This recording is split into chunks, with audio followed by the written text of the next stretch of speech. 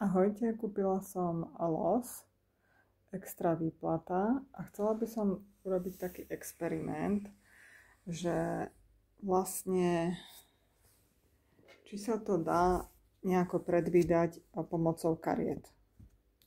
Tak urobíme taký experiment, preložíme karty, premiešame ich.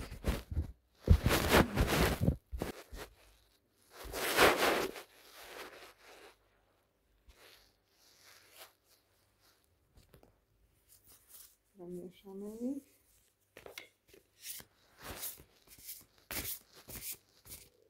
A dva razy preložíme. Raz, dva, tri. Takto. Teraz dáme prvé, druhé, tretie, štvrté, piaté číslo vylosované, prvé číslo, druhé, tretie, štvrté, piaté, šiesté a teda prvé číslo je toto.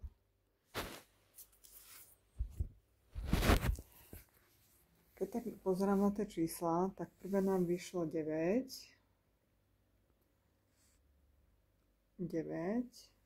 druhé nám vyšlo 49, ale obrátene. Potom máme tu na 30, tu máme pentaklov 10, to je víťazstvo, 68, potom máme 50,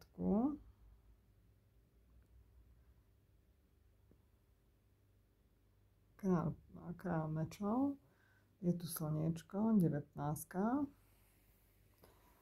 a sú tu meče, 10 mečov obrátene. Som zvedavá, aké čísla budú vylosované 21.7. A že či sa,